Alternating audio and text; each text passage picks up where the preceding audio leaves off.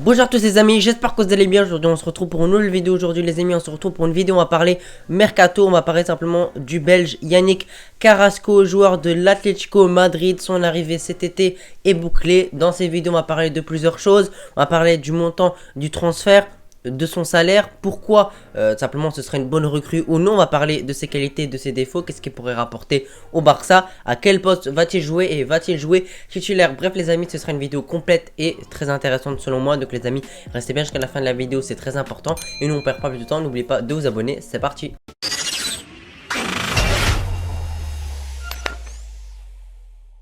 Comme d'habitude, on va commencer par une présentation assez rapide du joueur. Donc Yannick Carrasco joue à l'Atlético Madrid, c'est-à-dire en Liga. Il fait 1m81, c'est un Belge, il joue pour la sélection de Belgique et il est né à Ixelles en Belgique.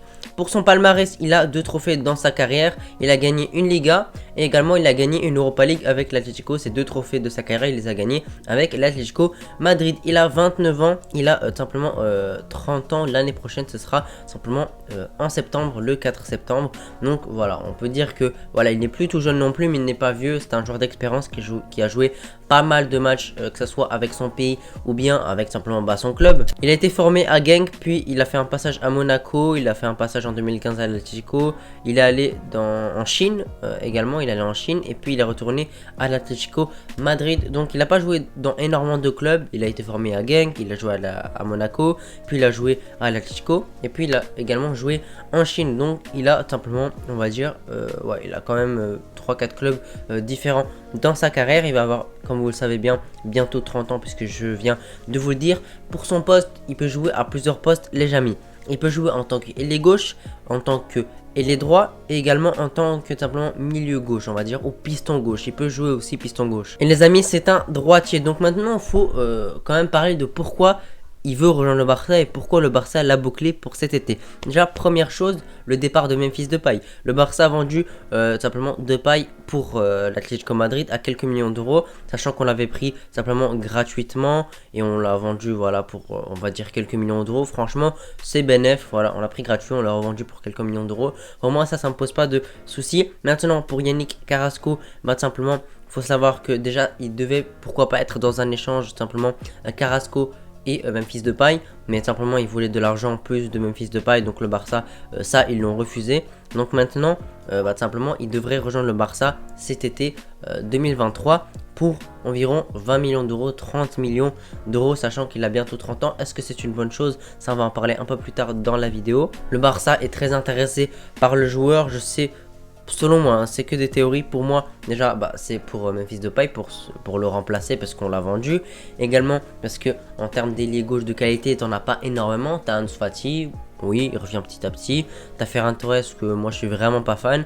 Mis à part ça, tu peux mettre un Dembélé à gauche, mais moi je le trouve largement mieux à droite. Donc à gauche, t'as pas un véritable ailier gauche qui peut vraiment t'apporter beaucoup de choses sur ce côté. Heureusement, on a un Baldé à gauche en tant que latéral qui apporte beaucoup de choses. Mais par contre, en tant que ailier gauche, il n'y a vraiment pas énormément de qualité. Et c'est pour ça qu'il nous faut un véritable ailier gauche. Et Carrasco pourrait remplir simplement cette tâche. Il faut savoir que c'est un joueur qui court beaucoup. Déjà, franchement, voilà, il joue à l'Atlético. Donc ça m'étonne vraiment pas. C'est un joueur qui fait beaucoup d'efforts. C'est un joueur qui presse. C'est un joueur simplement qui met de l'agressivité. Il joue assez agressif. Et agressif dans le bon sens. Pas dans le sens où voilà, tu fais beaucoup de fautes, t'es un boucher sur le terrain. Non, agressivité dans le sens pressing, dans le sens tu mets de l'impact physique, etc., etc. Il est assez grand, il est pas petit, hein, il fait 1m81, donc il peut jouer quand même de sa taille parce que on sait que les attaquants souvent ils sont un peu petits, donc il peut presser sur les attaquants. Et ça, je trouve ça vraiment très intéressant d'avoir un joueur comme ça qui presse, parce qu'on sait que simplement dans le système de Xavi, c'est quand même mieux de presser. T'as pas mal de joueurs qui pressent. T'as par exemple Pedri, globalement tout au milieu de terrain, même Busquets qui presse un tout petit peu. En attaque, t'as quand même un Dembélé qui court pas mal, t'as un Lewandowski qui court pas mal, t'as un Ansu Fati qui court pas mal. Bref, toute l'équipe presse, toute l'équipe doit être forte physiquement, mettre de l'impact, etc. pour essayer de récupérer le ballon le plus plus rapidement possible. Voilà, on connaît la tactique de Xavi. Voilà, dès que tu perds le ballon, il faut que tu le récupères le plus rapidement possible pour priver simplement ton adversaire de ballon. Et pour l'instant, ça marche. On s'est encore imposé contre Etafé, on est premier de la Liga, on est champion de Super Coupe d'Espagne, etc., etc. Vous m'avez compris. Et donc, c'est pour ça, il faut simplement des joueurs adaptés à notre style et en termes d'agressivité, d'impact physique, etc., etc. Bah, ils cochent simplement ces demandes. Mais bien évidemment, ce n'est pas qu'un joueur physique qui met de l'impact, etc., etc. Même si, faut savoir que l'Atlético, il joue pas à un poste offensif, il joue souvent milieu gauche ou bien simplement piston, c'est-à-dire qu'il n'a pas de très bonnes stats avec simplement l'Atlético, c'est pas un starter. Voilà, par exemple en Liga, il a joué 16 matchs, il a marqué un petit but.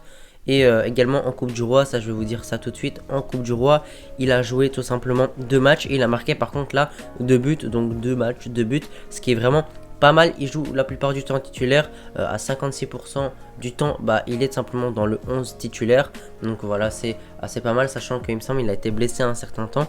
Mais quelque chose d'important également, c'est ses blessures. C'est pas un joueur fragile, hein, c'est pas un joueur qui se blesse assez souvent. Voilà, il s'était blessé il y a pas très longtemps, si je dis pas de bêtises, corrigez-moi en commentaire.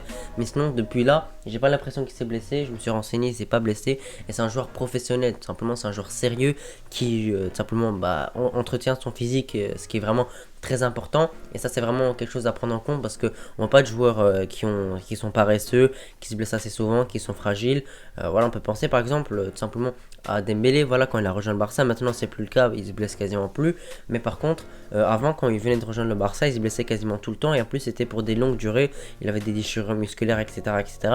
Et c'était à cause simplement en partie de son hygiène de vie, mais pas que. Bref, c'est vraiment quelque chose d'important, ça, avoir un joueur professionnel qui simplement bah, vit pour le foot, qui simplement, voilà, vous m'avez compris, c'est pas un Brésilien, c'est pas un joueur qui va faire tout le temps la fête, qui va boire, etc., qui va nuire énormément à son physique. C'est pas du tout le cas de Yannick Carrasco. Maintenant, on va parler un peu de ses qualités, parce que je vous ai parlé de ses qualités physiques, athlétiques, etc., etc. Maintenant, il faut parler un peu plus globalement, simplement de ses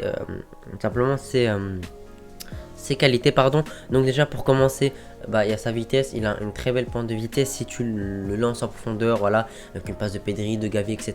Sur son côté gauche, franchement, il peut vraiment faire des ravages, il est vraiment extrêmement rapide. C'est un joueur qui aime faire également simplement des passes, pas forcément des passes décisives, il n'est pas souvent allant en dernière passe avant le but, mais il fait souvent beaucoup de passes clés, il crée de temps en temps le jeu, il arrive à centrer, des fois également il centre assez bien, centrer par exemple, voilà, simplement à l'Atlético, avant il centrait sur Suarez, je sais pas moi, sur Félix, etc. Maintenant, bah, s'il rejoint simplement le Barça, bah, tu auras Lewandowski qui sera souvent simplement dans la surface. Pourquoi pas un Araujo s'il monte, de très bons joueurs de la tête, etc., etc. Il centre assez pas mal. En même temps, c'est un peu simplement le style de l'Atlético Madrid. Il y a beaucoup de centres, il y a beaucoup de jeux sur les coups francs, les corners, etc. Le Barça un peu moins, même s'il faut pas négliger ça selon moi. Faut quand même jouer à fond les corners et les coups francs, mais ce n'est pas notre style de jeu. Faut pas simplement mettre notre tactique sur ça, même si bien évidemment c'est intéressant simplement de jouer les corners, les coups francs, etc. Pour moi, il faut vraiment les jouer parce que des fois ça peut vraiment te débloquer des situations où des fois tu es en difficulté, tu n'arrives pas à te créer des occasions. Bah, si tu arrives à marquer un petit corner, un petit coup franc tout simplement, bah, ça peut vraiment t'aider énormément, par exemple pour égaliser ou pour ouvrir le score, etc., etc., pour te remettre tout simplement droit dans le match, hein, et simplement bah, te réveiller. Et des fois ça peut nous arriver, voilà. Je me rappelle, on avait fait un 0-0 contre le Rayo Vallecano au premier match de la saison. Bah, tout simplement, on se crée vraiment pas beaucoup d'occasions et simplement les corners et les coups francs on les jouait vraiment pas bien et simplement un corner ou quelque chose comme ça aurait pu vraiment nous débloquer la situation et c'est pour ça selon moi qu'il faut les jouer de temps en temps, même si voilà, ce n'est pas le sujet. Carrasco c'est un bon tireur de coups francs, indirect, pas direct pour tirer dans le but, hein, pour marquer, mais pour centrer il est pas mal, pour tirer les coups francs et les corners. Pour moi il serait vraiment pas mal, il n'y aurait pas de souci par rapport à ça, il a les qualités pour le prix les amis. On a parlé de 20 millions d'euros, est-ce que c'est beaucoup, est-ce que c'est trop peu, je sais pas les amis, honnêtement n'hésitez pas à me donner vos avis dans les commentaires. Mais voilà, le Barça veut entre 15 et 30 millions d'euros. Voilà, ils essaient de trouver un prix à peu près là. L'Atlético veut un peu plus, mais je pense que si tu négocies assez facilement, en tout cas, simplement Yannick Carrasco ce sera un joueur simplement du FC Barcelone cet été selon Sport. Sport c'est très fiable, donc il n'y aura pas de souci par rapport à ça. Ils vont se mettre d'accord sur un prix. J'espère qu'il sera pas haut. J'espère que simplement il va pas nuire à notre mercato parce que il n'y a pas que Carrasco qu'on va recruter, il y a pas mal de joueurs, donc faut également ne pas mettre tout notre argent sur sur Carrasco parce que bah pour moi il faut encore simplement se renforcer à plusieurs postes et il faut pas gâcher simplement notre portefeuille pour cet été. Voilà les amis, je vous remercie d'avoir regardé la vidéo jusqu'ici, n'hésitez pas à me donner vos avis dans les commentaires. Est-ce que selon vous Yannick Carrasco au Barça ce serait une bonne chose? Ce sera pour un montant d'à peu près 20 millions d'euros avec un salaire de quelques millions d'euros. Donc les amis, n'hésitez pas à me dire si vous êtes pour ou contre. Je vous remercie d'avoir regardé la vidéo jusqu'ici. Les amis, on va se retrouver à la prochaine pour une prochaine vidéo, que ce soit une vidéo mercato avant match ou débrief. Allez les amis, à la prochaine. Ciao.